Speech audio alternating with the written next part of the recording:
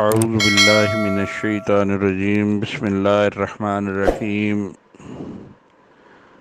وَلِلَّهِ غیب السماوات والارض وما عمر الساعة الا كلمح البصر او هو اقرب ان اللہ علی کل شیء قدیر صدق اللہ العظیم۔ یہ سورۃ النحل کی آیت مبارکہ نمبر 77 ہے اور درسی کتاب کا صفحہ نمبر 114۔ رب العالمین نے فرمایا وَلِلَّهِ غیب السماوات، اور اللہ کے واسطے ہے غیب، پوشیدہ باتیں، السماوات آسمانوں کی، والارض اور زمین کی، سارے آسمانوں کی اور زمین کی پوشیدہ باتوں کو اللہ جانتا ہے، وہ اللہ کے واسطے ہیں۔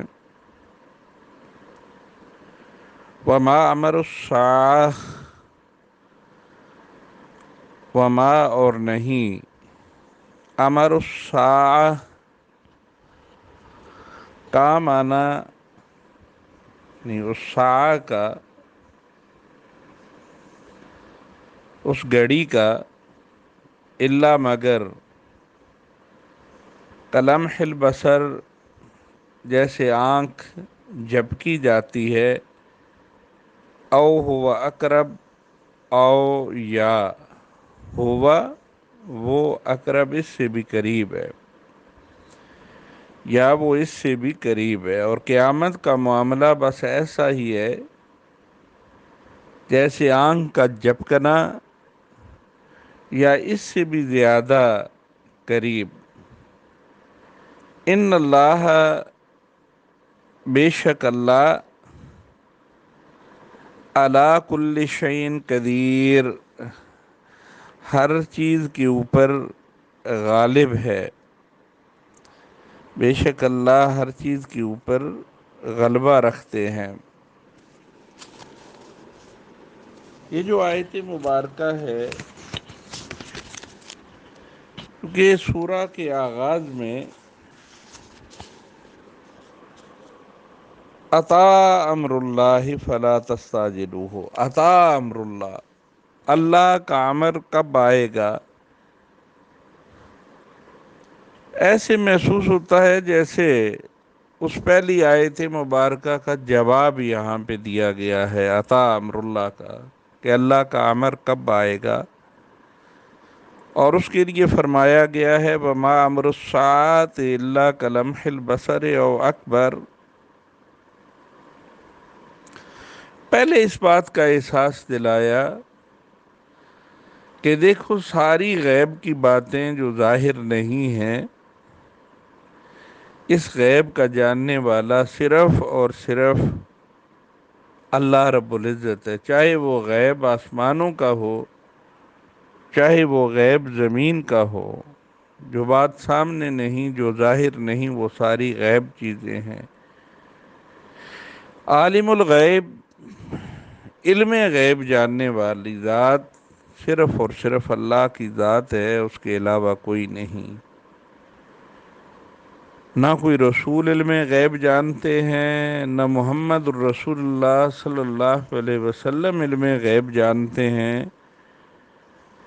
نہ ہی کوئی اور دنیا کا دعوے دار، کوئی جن، کوئی پری، کوئی بھوت، کوئی بھی علم غیب نہیں جانتا۔ اور اتی امر اللہ کا جواب یہ دیا، یہاں سوال دہرایا نہیں، سوال دہرائے بغیر جواب دیا، وما امر الساعہ، اور وہ جو گھڑی ہے، حکم کی گھڑی، قیامت، الا کلمح البصر، وہ تو بس اتنی ہی تم سے دور ہے جیسے آنکھ جھپکی جاتی ہے، او ہوا اقرب، یا اس سے بھی زیادہ قریب ہے۔ آنکھ جھپکنے پہ بھی کچھ دیر لگتی ہے، اس سے بھی قریب تر ہے کہ وہ بتا کے نہیں آئے گی۔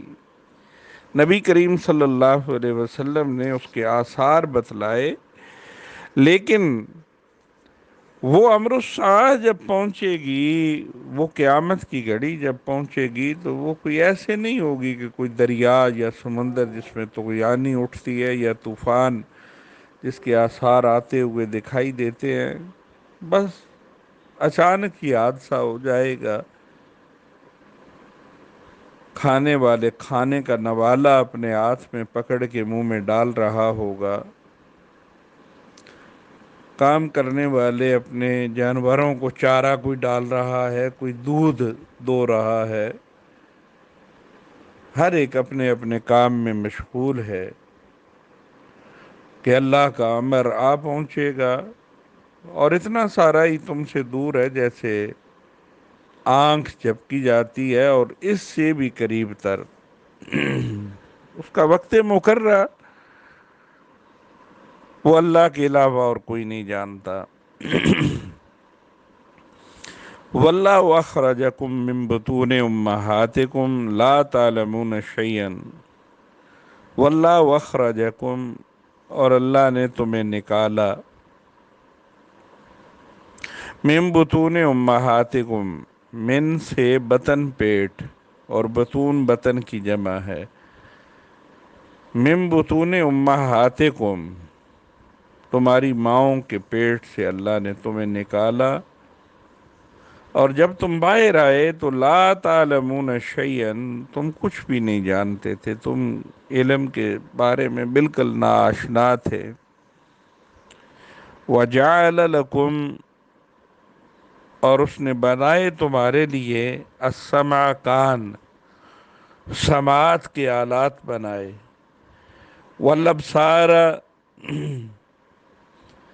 اور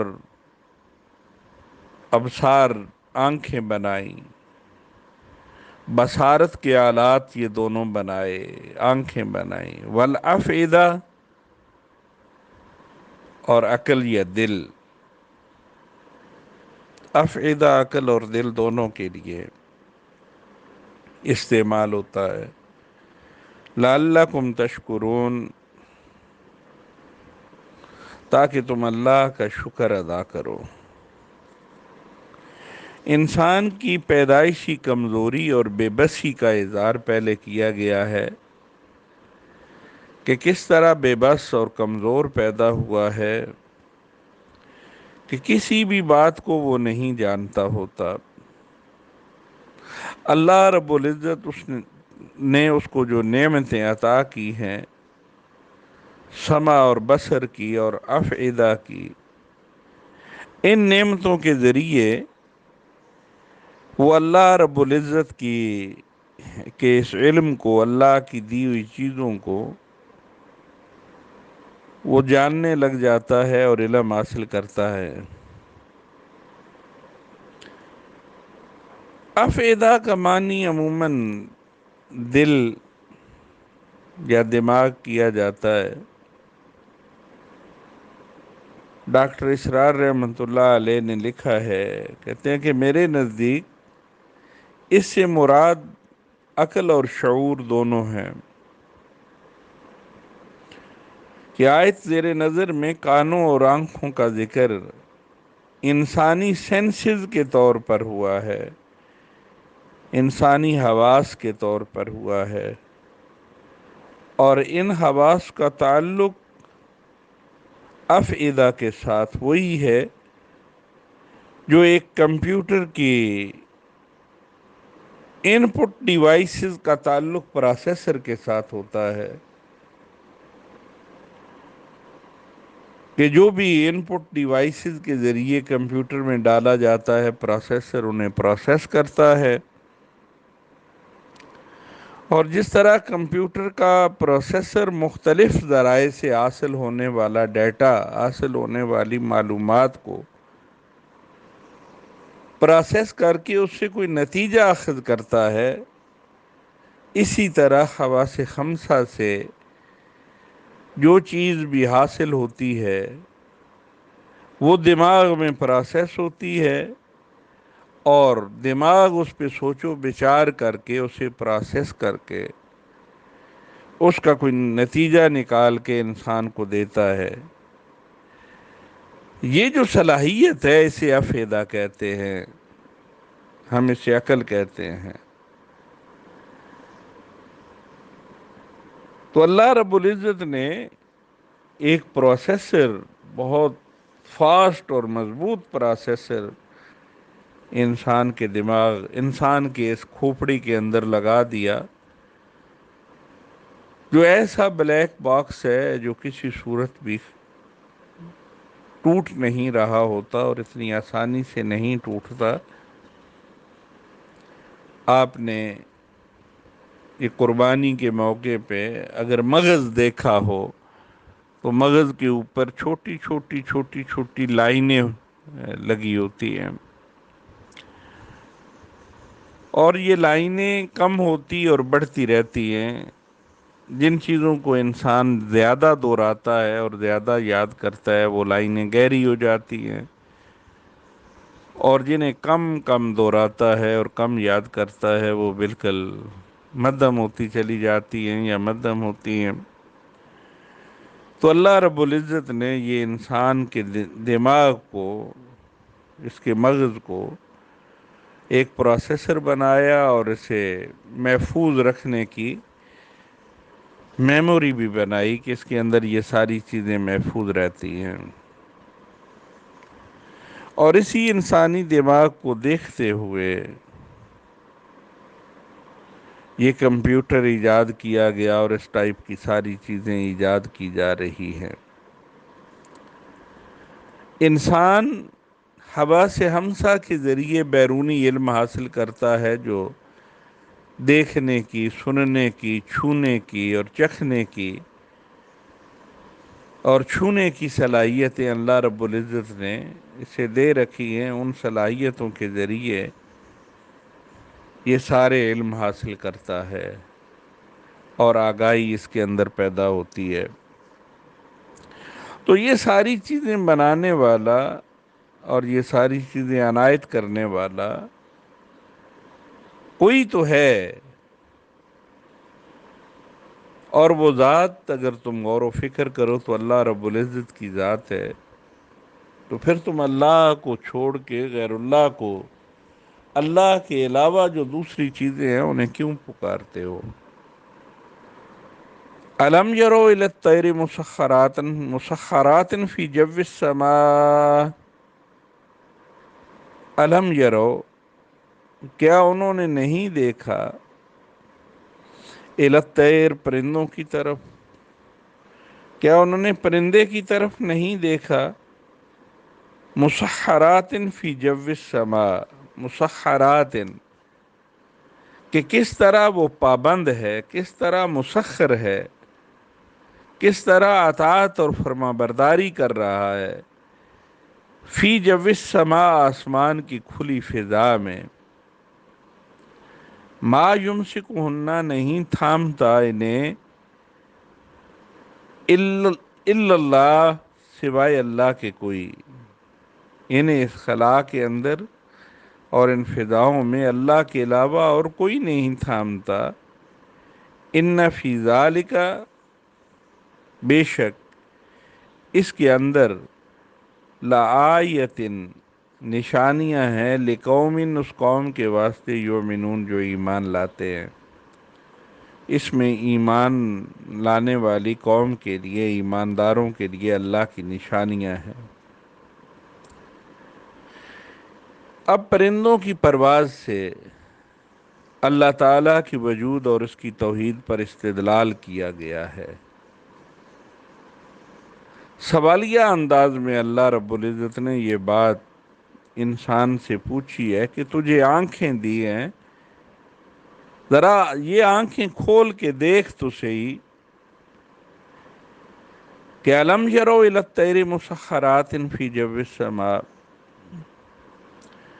کہ اس خلا کے اندر، اس کھلی ہوا میں پرندے کس طرح یہ پرندے کس طرح اپنے پروں کو پھیلاتے ہیں اور فضا میں اپنے پر سکیڑتے ہیں، اور فضا کے اندر جب یہ پر سکیڑ لیتے ہیں تو انہیں کون تھامتا ہے؟ سورہ ملک کے اندر جو 67 نمبر سورہ مبارکہ ہے، اس کی آیت نمبر 19 میں یہ بات اس انداز میں ارشاد فرمائی، اولم یروا الی الطیر فوقہم صافات ویقبضن ما یمسکہن الا الرحمن انہ بکل شیء بصیر۔ کیا انہوں نے اپنے اوپر پرندوں کو نہیں دیکھا؟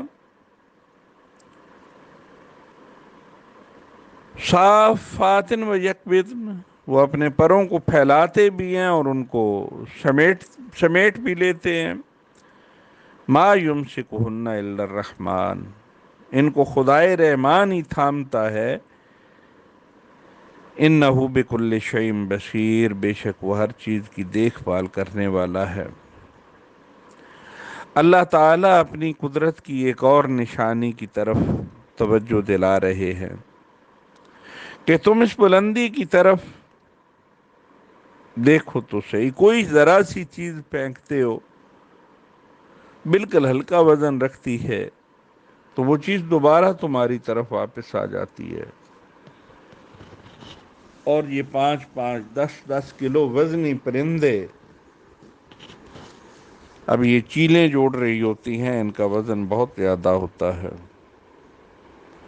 یہ اڑنے والی چیلیں، یہ پرندے، یہ سارے، یہ کس طرح یعنی اوپر جا کے اپنے پروں کو پھیلاتے اور سکیڑتے ہیں اور پھر زمین انہیں اپنی طرف نہیں کھینچتی، کش ثقل انہیں اپنی طرف نہیں کھینچتی۔ یہ فضاؤں کے اندر میوے پرواز ہیں اور نیچے نہیں گرتے۔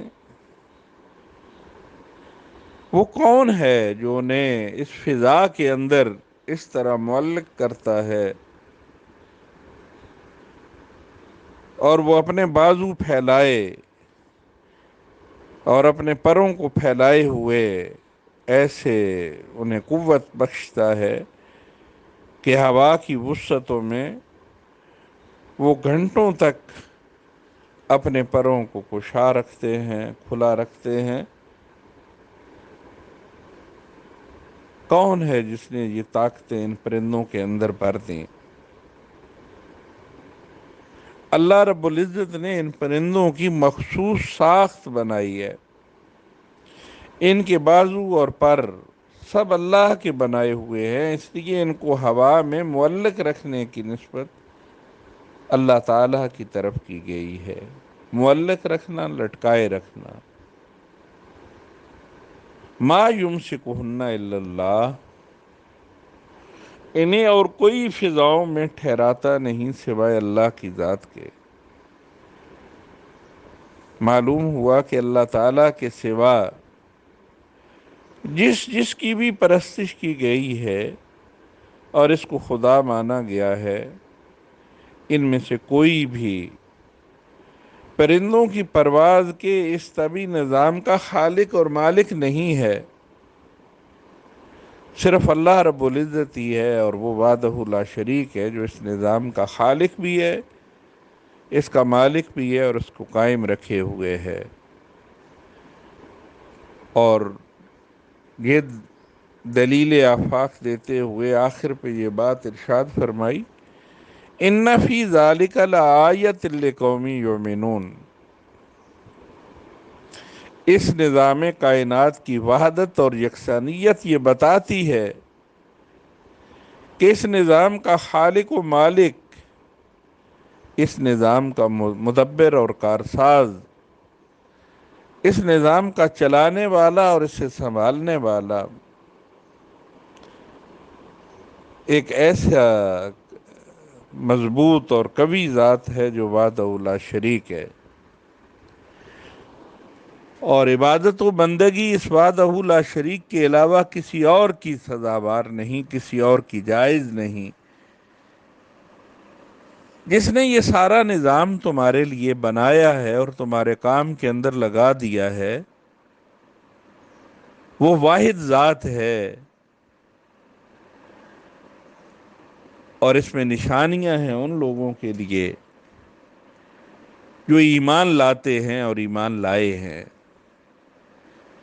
یعنی اب وہی ان ساری طاقتوں اور قوتوں کو اللہ کی طرف منسوب کرے گا جو اللہ رب العزت کی ذات کو مان چکا ہو اور اس کا یہ یقین ہو کہ وہ ذات خالق اور مالک اور رازق اور الہ ہے۔ الہ کے اندر یہ سارے معانی پائے جاتے ہیں۔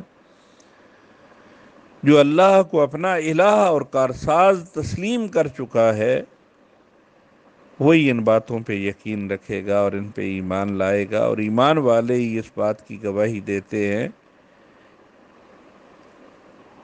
یہاں ایمان کا پیمانہ اور کسوٹی بھی بتا دی گئی کہ جو ساری چیزوں کو اللہ کی طرف منسوب کرے اس کا ایمان کامل، اور جو اس کے اندر مختلف چیزوں میں نقب زنی کرے اور نقب زنی کرتے ہوئے دوسروں کو شریک کرے اس کا ایمان اس سلسلے میں متزلزل ہے۔